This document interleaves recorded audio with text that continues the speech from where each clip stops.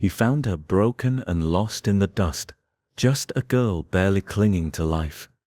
What he gave up to save her would change everything. But when her past comes back, will justice burn brighter than the shadows chasing them both? There was a dog named Crow, black as soot, and just as quiet. The kind of quiet that meant something. He didn't bark unless there was danger. And even then, it was more warning than panic. Crow had seen more of the world than most men ever would. 2 long cattle drives across parched plains, 3 shootouts where bullets buzzed like hornets, and 1 Kansas winter so cold it cracked the bones of barns and left fences hanging like broken ribs. Yet through it all he stood unshaken, loyal as the moon to the night. His master, Wade Cridge, trusted him more than anyone he'd met during or after the war, more than the men who'd fought beside him, more than the doctors who stitched his wounds, more than the strangers who called themselves friends. Crow had never lied, never betrayed, never asked for more than the space at Wade's heels. On a late afternoon, dry and sunburnt near Sundown County, a place that felt more myth than map, the wind shifted west, and that's when it happened. Crow stopped in the middle of the trail, ears twitching, nose in the air like he was sniffing out a secret. Wade paused, water halfway to his lips, dust clinging to his boots and hat,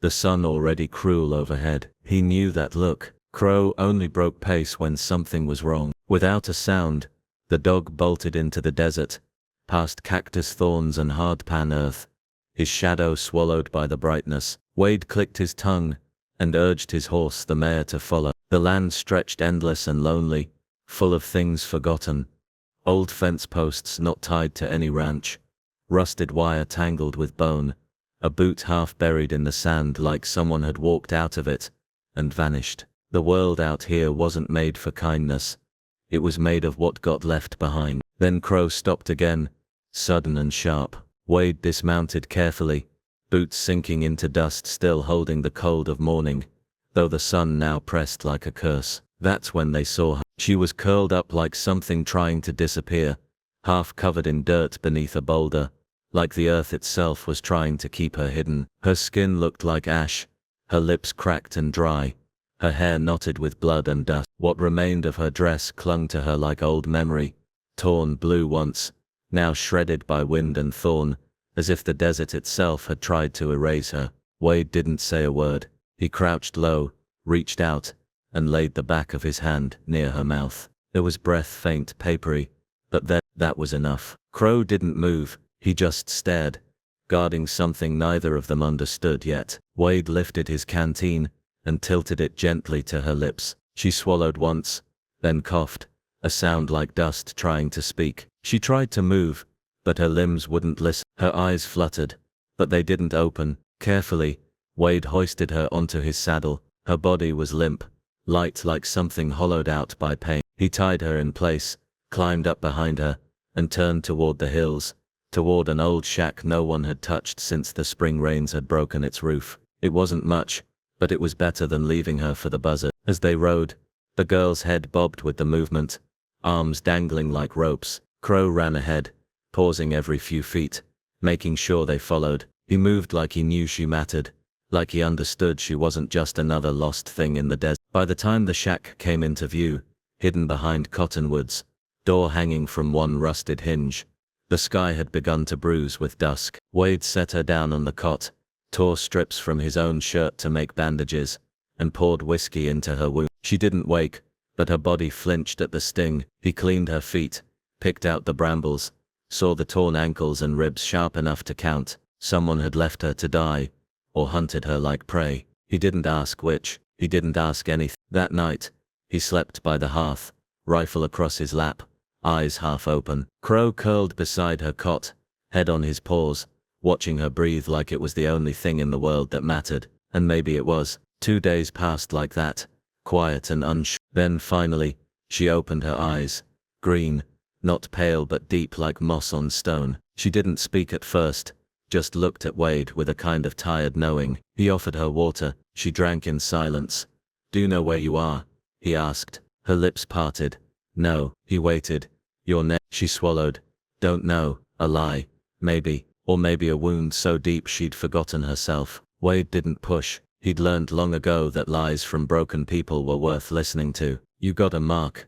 He asked. She hesitated, then raised her wrist. There, burned into the skin, was a strange symbol, round, deliberate, not a brand, but something older, something meant to protect or curse. Wade didn't let it show, but something inside him shifted, cold and familiar. He'd seen that mark before, on a letter sealed with wax, addressed to him in another lifetime, tied to a name he hadn't spoken in years. Ruth Vexley, a girl he'd never met, promised to him in some old family deal, a daughter of debt and dying land. She'd vanished. The deal was broken. Life moved on, but now that same mark sat on the wrist of the girl in his shack. He didn't know what it meant, not yet, but he knew the desert didn't give second chances for free. This girl, whoever she was, had been thrown away, and somehow, fate, or something colder, had led her into the dust right where Crow would find her. Wade didn't believe in signs, not after everything, but this didn't feel like chance. This felt like a story that had waited too long to be told, and the first page had just been turned. Days moved slow in the shack, each one shaped by silence and the sound of breath too shallow to trust. The girl didn't wake, not really. Her body stirred at night, muscles twitching like they were still running from something. Wade watched her from his place near the hearth, the fire crackling low, shadows dancing across her face. He changed her bandages with care, whispered things even he didn't understand, and when Crow curled beside her cot, Wade felt something old stir in his chest. She was more than a stranger. She was a question that wouldn't let go. Then on the second night, she opened her eyes, green, the kind of green that holds forests and secrets. She didn't speak, just looked at Wade like she had expected him, like she knew him from some other life. When she finally spoke, her voice came out as a thread, barely holding together. Where am I? Wade offered water. She drank slowly, like even that small act was a test. Do you remember anything? He asked. She blinked. No. Your name? She paused too long. Don't know. He knew that pause.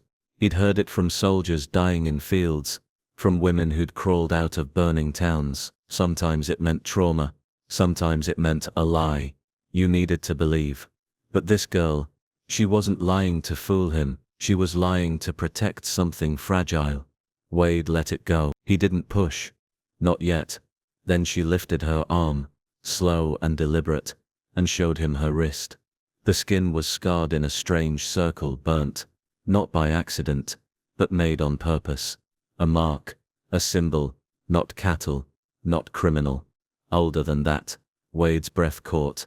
That mark, that shape. He'd seen it once, long ago, sealed into wax on the back of a letter addressed to him, when he was still young, and still believed promises were worth something. Her name had been Ruth Vexley, daughter of a failing merchant in East Missouri. They'd been arranged to marry, some dusty agreement between two families, trying to stay afloat. Wade never met her, never even heard her voice, but he'd seen the miniature portrait, painted in ink on the inside of the letter, and more than that, he remembered the mark, a burned circle like this one, pressed into the wax, as if it could keep the devil away. Her mother had believed in old ways, whispered rituals, and warding signs passed down through generations, but never spoken in town halls. Ruth had disappeared 2 years after the letter came. No one said where she went. The engagement was dissolved quietly, forgotten like a bad debt.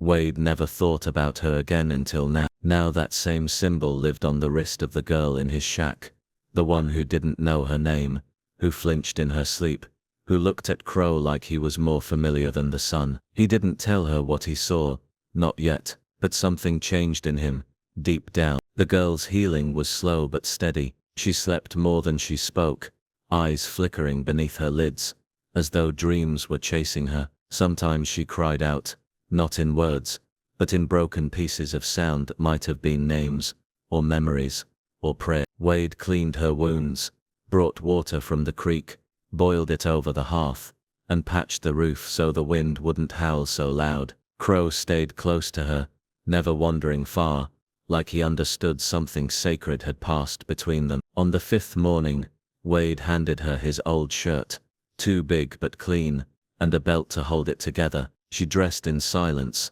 folding the fabric like someone used to having nothing. She didn't ask for more, didn't ask where they were, or what would happen. She moved, like someone used to being forgotten. Then, as Wade stood by the door sipping coffee, he asked again, softly this time, like maybe the name would fall from her lips without force. "You remember what to call yourself?" She looked toward the cracked window, where light spilled across the floor in lines, like prison bars. "I like Ruth," she said, barely louder than the wind outside. Wade froze, the tin cup in his hand going still. Ruth, that name didn't sound like a guess. It sounded like an echo, something older than both of them. He didn't speak for a long moment, just watched her, her profile framed in sunlight, hair messy and jaw still bruised. "Ruth," he repeated, and something about the way the word left his mouth made the air feel heavier, like it meant more than just a name, like it was a spell being broken. She didn't look at him, just stared out into the desert. Crow wed soft. The room went still. It didn't matter if she remembered everything or nothing. It didn't matter if she was Ruth Vexley by blood or by What mattered was the way Wade felt, like some unseen thread had tugged him toward this moment, toward her. This wasn't chance, this wasn't mercy, this was something older than either of them. Destiny, maybe, or maybe just a story waiting to be told, a circle that had taken years to close. Wade said nothing more, but his eyes didn't leave her, and the girl, the one who called herself Ruth, tilted her head slightly, almost like she could feel it too, like she'd known all along that something was coming. She had survived something terrible, that much was clear, and now she had a name, one that meant something to him, something buried and unfinished. He didn't know what came next, but he knew this: Ruth hadn't found him, and Crow by accident. She had been meant to find them, and now the story was waking up. Ruth wasn't content with just surviving. The fire inside her was too strong, too sharp to be soothed by kindness or quiet. She had come back from the edge of death, not just to breathe again, but to find what had tried to kill her, and make it pay. And Wade, though he didn't say it, understood that. He saw it in her eyes, the way they didn't blink when she looked at pain, the way her hands stopped shaking when they wrapped around purpose. So he gave her something that once belonged to his father, something old and heavy with memory. An iron Colt revolver, blackened with time, etched with rust, like veins on bone. He placed it in her hands, without ceremony, and she held it like it had been waiting for her all along. She didn't flinch when she fired the first shot. The sound cracked through the stillness, echoing off the hills like a promise. Crow watched from the shadows, unmoving, as if silently approving. Wade set up bottles, rusted tin cans, even shattered old plates he found buried beneath the shack. Each one Ruth hit with quiet rage. She missed at first, of course. Everyone did.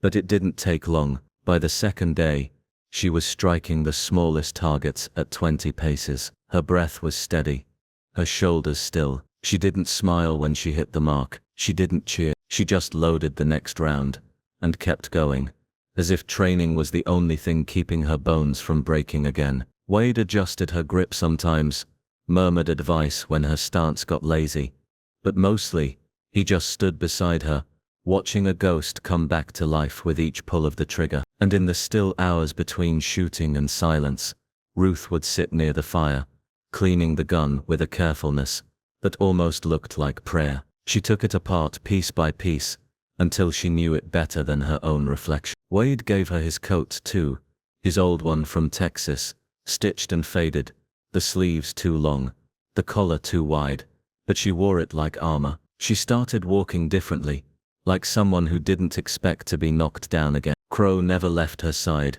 his black eyes scanning the horizon, tail twitching with every gust of wind. They moved like a pack now, Wade, Ruth and Crow, each one aware of the storm they were walking into. The days passed, and so did the miles, and the desert whispered secrets they hadn't asked for. Then one morning they found him, a rider, face down in the brush, half buried by time and dust. Flies buzzed lazily around his body. He'd been shot clean through the back, the coin in his jacket pocket still warm from the sun. Ruth crouched beside the corpse, lifted the coat, and went still. She reached into the pocket and pulled out a flat black coin, carved with a strange symbol, a circle over a cross, the mark of the Sundown Riders. Wade's stomach tightened. He'd heard of them, mercenaries, killers, not bandits, not soldiers, but something in between, men who sold silence for silver and traded death for gold. Ruth stared at the coin like it was a mirror.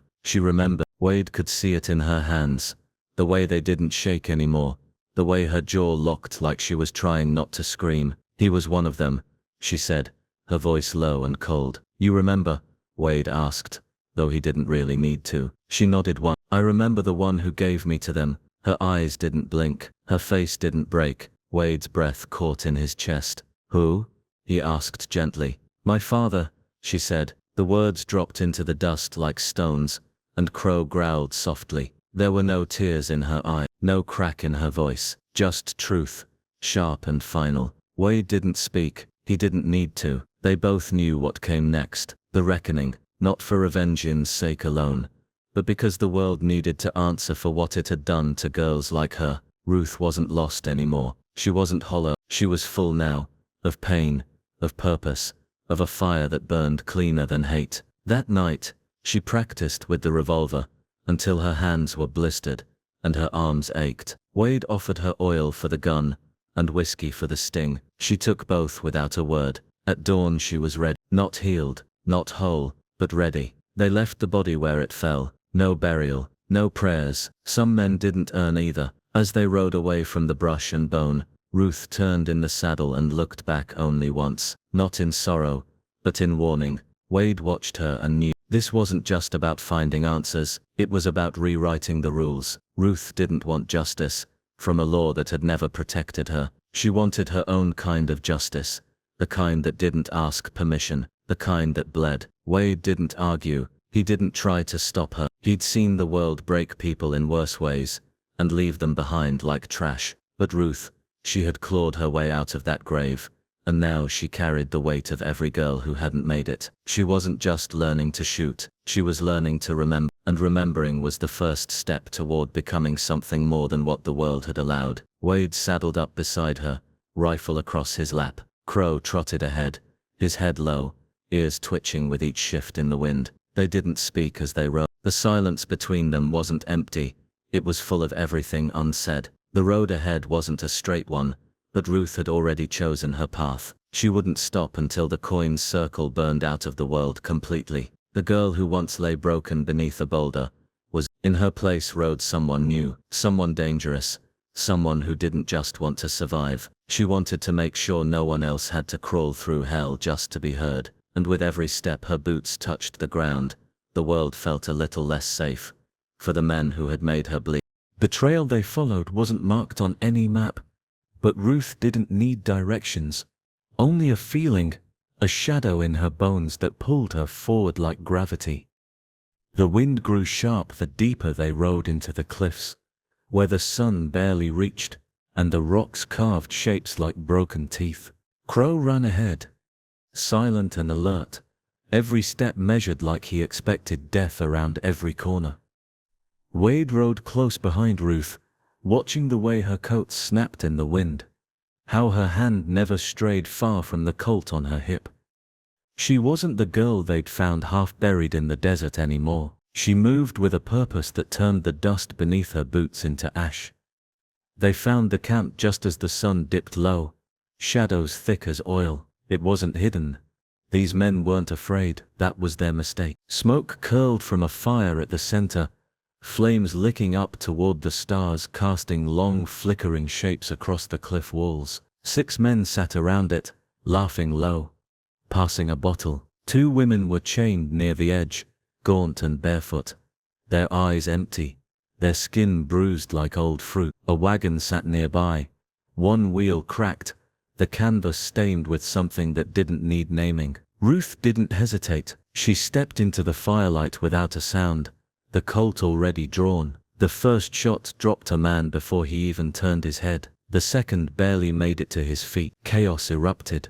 But Ruth moved like she belonged to the storm, like she'd been shaped by it. Wade took down a third man running for the wagon. Crow tackled another who tried to climb the rocks, sinking his teeth into the man's leg with a growl that sounded like thunder rolling down stone. The last man, he staggered forward, hands raised, eyes wide with disbelief. "Ruth," he said, like the name might save him. But it didn't. Ruth's hand trembled for the first time, and Wade knew this was the one who made the deal, the one who handed her over like cattle. "You know him?" Wade asked softly. Ruth nodded. "He said I'd be better off this way." The man's face shifted into something between a smile and a sneer. "Your father made the deal. He's rich now, sold the land, took your name off the rolls. You died, Ruth, 2 winters ago." She stared at him, eyes flat, then she shot him in the knee. He screamed, dropped like a stone. "I lived," she said, and then she shot him through the heart. No mercy, no hesitation. When the gun's echo faded, the cliffs went still. They freed the women, broke the chains and burned the camp to the ground. Ruth stood over the fire long after the others had moved away, her face unreadable, the flames reflecting in her eyes, like they were trying to tell her something she already knew. Wade stood nearby, watched. He said nothing. He understood what she felt. Revenge brought silence, but not peace, not always. Still her shoulders were lighter, not healed but lifted, as if some weight had been cast into the fire. She turned toward Wade. "I need to find him." Wade didn't ask who. He already knew. The father who traded his daughter for land. Crow barked once, low and deep. "St. Ellison," Ruth said. "That's where the land records went. That's where the lies live." Wade nodded. "Then we ride." They left the cliffs behind, the burned camp smoking like a memory no one would claim. As they traveled east, the land turned strange, softer on the surface but full of buried teeth. The towns grew larger, the faces less curious, the buildings taller and painted with lies. Ellison sat on the edge of civility, like a preacher who washed blood off his hands, just before Sunday service. It wore a suit of brick and polish, but its heart beat dark. They arrived under moonlight,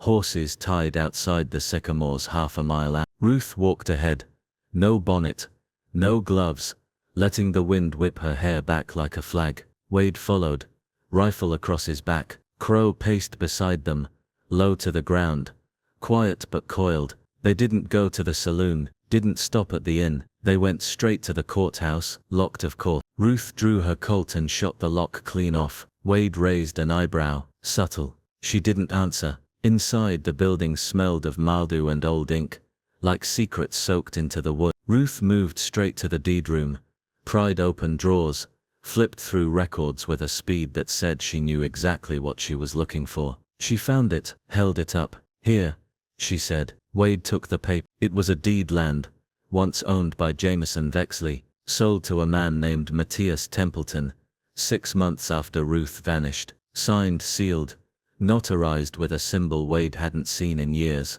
a family emblem from the war, thought to be extinct. He looked at her. She flipped the page. In the margin, in a foreign hand, "Property cleared, heir deceased." Ruth stared at it, until her knuckles turned white, then tore it in half. The sound was louder than the gunshot. They didn't sleep that night. Followed the paper trail across town instead, each name leading to another, like breadcrumbs scattered by guilt. Bank managers, land brokers, church elders, everyone had a part, everyone had something to hide. By dawn, Wade had 2 names in his notebook, Templeton and Clive Doran, one rich, one dangerous, one who bought, one who made it happen. Ruth didn't shake, she didn't speak, she just loaded the Colt, and walked out of the courthouse with her boots louder than thunder. She wanted the truth, not whispered, not buried in paperwork or apology. She wanted it straight from the mouths of the men who thought she'd stay gone, and now she was coming for them. St. Ellison was the kind of place that fooled you if you looked too fast. From a distance, it seemed decent.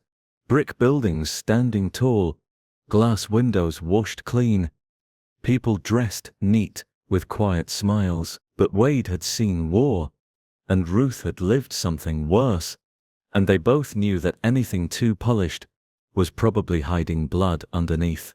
This town wore its sins well, tucked into clean ledgers and sealed envelopes, behind curtains that never fluttered even when the truth screamed. They didn't ride into town with flair or noise. They left their horses tied beneath the sycamores, half a mile out, the branches swaying gently as if warning them what was ahead.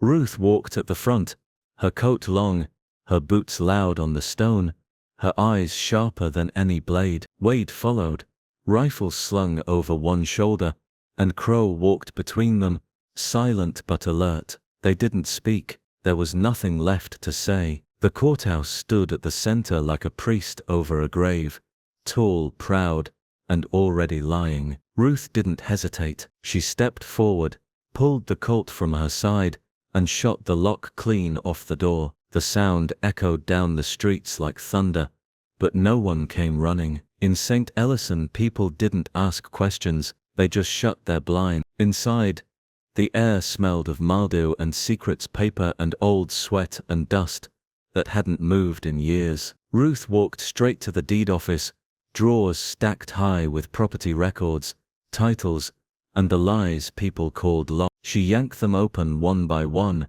eyes scanning names like they were ghosts, and then she found it, a folded page, stained yellow with time but still sharp around the edges. Her name wasn't there, that was the point. Instead, it listed her father, Jameson Vexley, as the original landowner. Below that, the name Matthias Templeton appeared in bold ink, the buyer, the date 6 months after Ruth vanished. The deal had been sealed, stamped with an emblem Wade recognized from years ago, back when the world still pretended to believe in honor, a family crest, long thought extinct, and scrawled in the margin, in a hand that didn't belong, heir deceased, property cleared. That was it, that one note, that one cold sentence. They'd erased her like she was dust on a ledger. Ruth didn't flinch. She stared at the page until her jaw tightened, then tore it in half, the sound sharp and final. That was her proof, not just of the theft,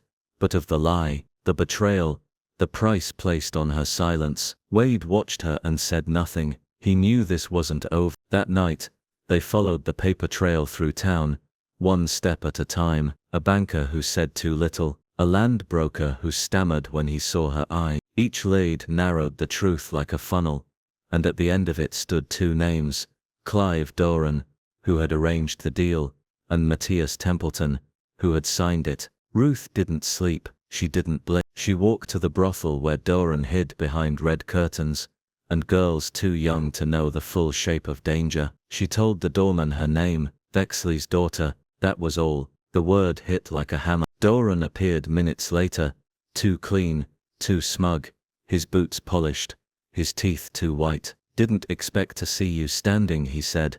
You were meant to disappear. Ruth didn't blink. I remember your hands, the iron ring, the way you opened the gate. He smiled like it meant nothing. Crow growled. Doran reached for his belt, but Wade shot first, clean through the wrist. The gun dropped.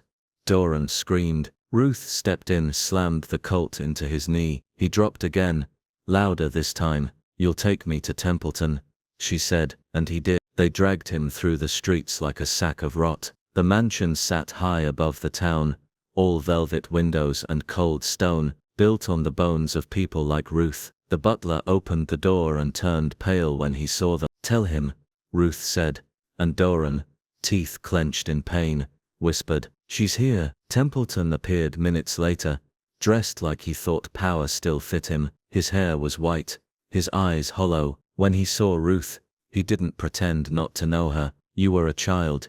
It was business. Ruth stepped forward. I'm not a child now, Wade added. You sold her family's land, you signed her death. Templeton didn't look away. I can't undo it. Ruth raised the Colt slowly. No, she said, but you can pay. He didn't flinch. He stepped close. If I'd known what you'd become, I would have killed you myself. Then she shot him, straight between the eyes. No hesitation, no regret. His body crumpled on the polished floor. Doran screamed again. Wade knocked him out cold with the butt of his rifle. The butler fled. Crow barked once like punctuation. They left the house burning behind them, flames licking up the drapes, catching on the walls, consuming the lies from the inside out. Outside, the night was quiet. The fire's glow lit Ruth's face from below, casting her in orange and shadow. She didn't look back. Wade didn't expect her to. Some things don't need mourning. Some men aren't meant to be buried with peace. They walked back down the hill in silence. The mansion behind them collapsed inward, its roof cracking like a final breath. And in Ruth's eyes Wade saw it. The war wasn't over, not even close. It had simply moved north, into new towns, into deeper graves, into the places where men still believed they could buy silence. Ruth was done being erased. She was fire now, and fire didn't forget. Stonewater was a mining town on the edge of the world. The kind of place no one remembered unless they were born there or buried beneath it. The hills were black with coal dust, and the sky always looked tired. Most of the homes were falling apart, patched with tin and rope, and the men who lived there had backs bent by years underground and lungs that coughed up ash more than air. Ruth, Wade, and Crow arrived quiet, no fanfare, no questions. They passed through the broken gate, past the rusted water pump, past children too thin for their age, and women who didn't meet your eyes. Stonewater had no law, only rules written in blood by the rich men who sat far from the mines and never dirtied their boots. But Ruth wasn't looking for law. She was looking for a girl. Her name was Elsie, and Ruth remembered her clearly, even if she tried not to. The memory came back sharp and fast. The first night, Ruth was dragged from her father's house. When her world split open, there had been another girl in the wagon, smaller, no older than 7, with yellow ribbons in her hair, and a scream that made Ruth's bones ache. They had stuffed a rag in the child's mouth. Ruth had closed her eyes. She had survived, but Elsie had been left behind. And now, years later, in the collapsing south edge of Stonewater, behind the old mill, where no one went unless they had something to hide, Ruth found her. She was older now, barely 11, but thinner than she should have been. Her arms were marked with small bruises, her eyes too big for her face. She sat on the floor of a shack, stitching together a doll from sackcloth and string, her fingers moving without thinking, like muscle memory had taken over where childhood should have been. When Ruth stepped through the door, Elsie flinched and dropped the needle. Ruth crouched low, kept her voice soft. "I remember you," she said. "You had a yellow ribbon." Elsie blinked. "They took it." "I know," Ruth said, her voice tight. "Are you here to take me back?" Elsie asked. Ruth shook her head. "No," she whispered. "I'm here to burn it all down." Wade stood outside, rifle ready, eyes scanning the shadows. Crow stayed at the threshold, ears twitching. That night, Ruth didn't sleep. She walked the town, speaking in whispers, knocking on doors that hadn't opened in years. She found a union man who once fought for fair pay, now drinking his fire down in silence. She found 3 miners who had lost daughters, wives, sisters, stolen not just by greed, but by the kind of men who thought suffering was a fair price for wealth. She didn't beg. She told them the truth. The man who owned the mine, Cyrus Hobb, was the one buying girls by the wagon load. He lived in a mansion made of red brick, while the rest of the town rotted. He paid guards to keep silence, and chained his sins behind closed doors. Ruth didn't promise safety. She promised justice. By dawn she had 20 names, 20 men, some with rifles, some with knives, all of them with grief in their eyes, and fire in their veins. They made a plan. Just after midnight, when the guards changed, and the dogs were fed, no shouting, no mercy, Ruth would go in first. Wade would take the south wall. Crow would run with her, silent as a shadow, and the others would follow when the fire started. They didn't call it a rescue, they called it what it was, a reckoning. When the time came, the night was quiet, no wind, just breathing, and footsteps, and the kind of silence that comes before the storm. Ruth moved like a ghost, coat tight around her frame, Colt heavy in her grip. Crow darted through the shadows, eyes glowing. Wade flanked the stable, his rifle already loaded. One miner climbed the roof with a torch and a bottle of lamp oil. The first guard didn't see her, the second did, but too late. Ruth pulled the trigger, and the shot rang out, like a bell, tolling the end of something terrible. More followed. Doors burst open, fire licked the curtain, smoke filled the halls. Inside, Cyrus Hobb was halfway to his cellar when Ruth found him. He was sweating, clutching a satchel full of gold coins. "Please," he begged, "whatever they told you." She raised the Colt. "Do you know how many nights I prayed for?" He tried to offer her money, land, silence. "I was 7, she said, and shot him through the throat. The fire caught faster than they planned. Flames jumped from rafter to beam, swallowing everything. The carpets, the ledgers, the locked doors. Wade kicked open cages in the cellar. They found 3 more girls. One couldn't speak, another had her arm broken. Elsie didn't cry, she just stood beside Ruth and watched the house burn. The men who helped didn't cheer. They stood quiet, holding each other like they couldn't believe what they'd done. Ruth didn't say a word. She just watched, until the roof caved in and the sky turned red. They left Stonewater at sunrise. Elsie rode in Wade's saddle, her head resting against his chest, already asleep. Ruth walked beside them, the Colt at her side, her face unreadable. Crow trotted ahead, nose to the wind. No one followed, no one stopped them. The mansion burned until only ashes remained, and even the smoke didn't dare rise too high. A week later, in a quiet clearing, near the river, Ruth gave Elsie a small strip of yellow leather. "For your hair," she said, and showed her how to tie it into a ribbon. Elsie's fingers moved slow, but she smiled, a small strange smile, like someone who had seen both hell and the way out. Wade watched from a distance. He didn't interrupt. He knew what this moment meant. Ruth hadn't just saved a girl, she had drawn a line in the dirt, and dared the world to cross it. This wasn't about revenge anymore. This was about changing what kind of world girls like Elsie had to grow up in. Ruth wasn't done fighting, but for the first time, in a long time, the war felt like it had purpose, and the people who once called her forgotten would remember her name every time they saw smoke rising over places that used to be safe for monsters. Because Ruth Vexley didn't just survive, she lit the match. They didn't stop.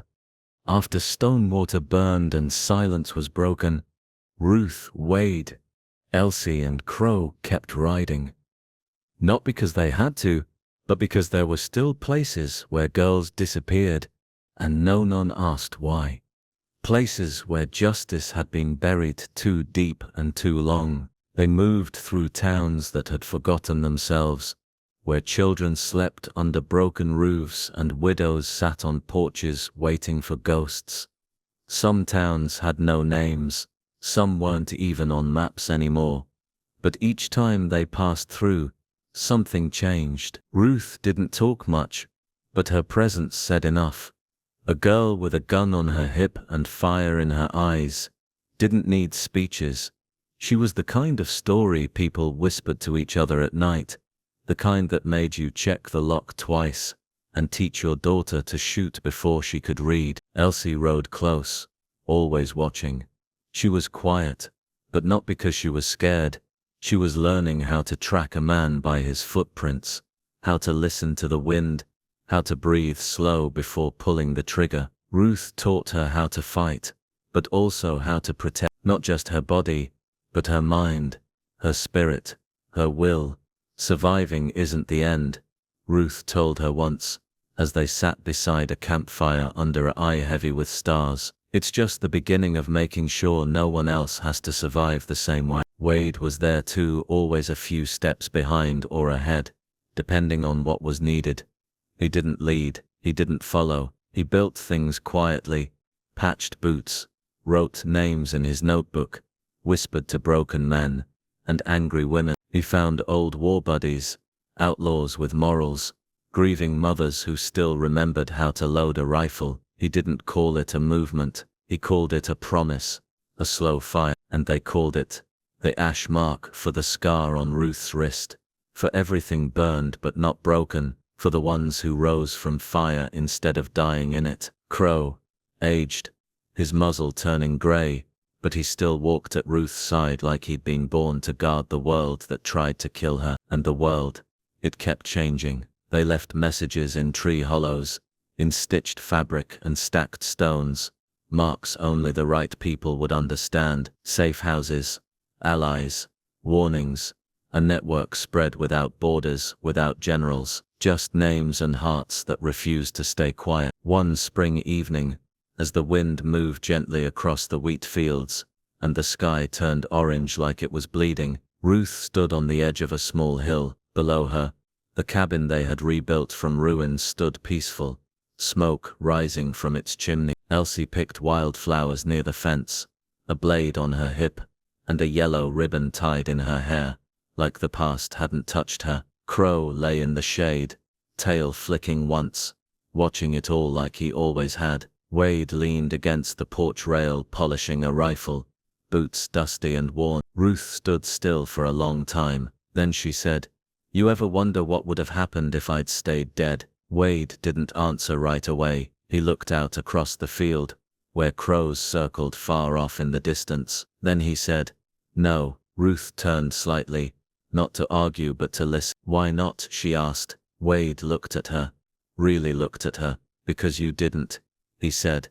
"and everything after that, it's yours." Ruth nodded, once, like the words settled something in her chest. Then her eyes shifted toward Elsie, toward the girl who had once sewn a doll from sackcloth in a shack behind a broken mill. "No," Ruth said softly, "it's hers now." And in that moment Wade saw it, the truth he hadn't put into words until now. Ruth had never been walking toward revenge. She'd been walking toward this, a world where Elsie could grow up free, where girls could carry knives and laughter at the same time, where men like Templeton and Hobb weren't just stopped, they were replaced by something better. She raised her hand, and Crow rose slowly to his feet. Wade stepped off the porch. Elsie looked up, smiled, and ran to meet them, her boots kicking up dust, her hair catching the light. Ruth didn't smile, not fully, but her eyes softened. There was peace there, not the kind that forgets,